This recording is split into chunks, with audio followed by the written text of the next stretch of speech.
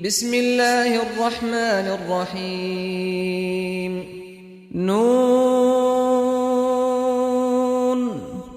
والقلم وما يسطرون ما أنت بنعمة ربك بمجنون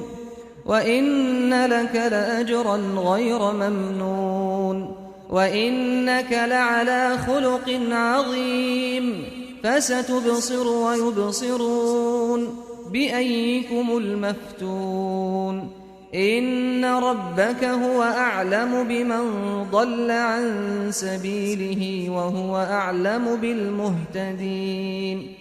فلا تطع المكذبين ودوا لو تدهن فيدهنون ولا تطع كل حلاف مهين هماز مشاء بنميم مناع للخير معتد أثيم عتل بعد ذلك زنيم أن كان ذا مال وبنين إذا تتلى عليه آياتنا قال أساطير الأولين سنسمه على الخرطوم إنا بلوناهم كما بلونا أصحاب الجنة إذ أقسموا ليصرمنها مصبحين ولا يستثنون فطاف عليها طائف من ربك وهم نائمون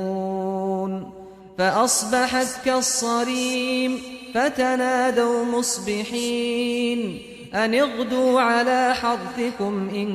كنتم صارمين فانطلقوا وهم يتخافتون ألا يدخلنها اليوم عليكم مسكين وغدوا على حرد قادرين فلما رأوها قالوا إنا لضالون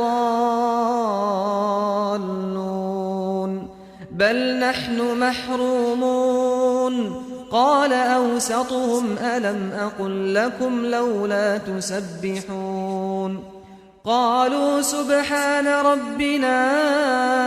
إنا كنا ظالمين فأقبل بعضهم على بعض يتلاومون قالوا يا ويلنا إنا كنا طاغين عسى ربنا أن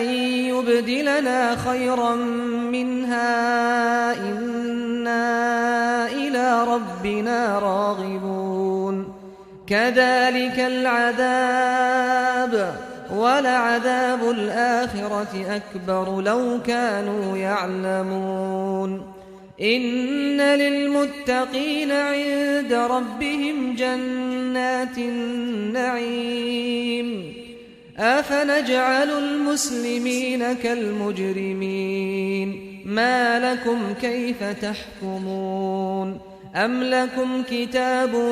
فيه تدرسون إن لكم فيه لما تخيرون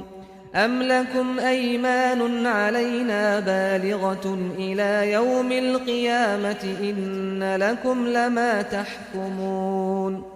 سلهم أيهم بذلك زعيم أم لهم شركاء فليأتوا بشركائهم إن كانوا صادقين يوم يكشف عن ساق ويدعون إلى السجود فلا يستطيعون خاشعة أبصارهم ترهقهم ذلة وقد كانوا يدعون إلى السجود وهم سالمون فذرني ومن يكذب بهذا الحديث سنستدرجهم من حيث لا يعلمون وأملي لهم إن كيدي متين أم تسألهم أجرا أم تسألهم أجرا فهم من مغرم مثقلون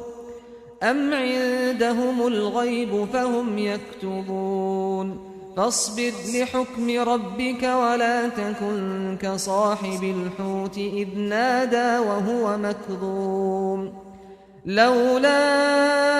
أن تداركه نعمة من ربه لنبذ بالعراء وهو مذموم فاجتباه ربه فجعله من الصالحين وإن يكاد الذين كفروا ليزلقونك بأبصارهم لما سمعوا الذكر ويقولون إنه لمجنون وما هو إلا ذكر للعالمين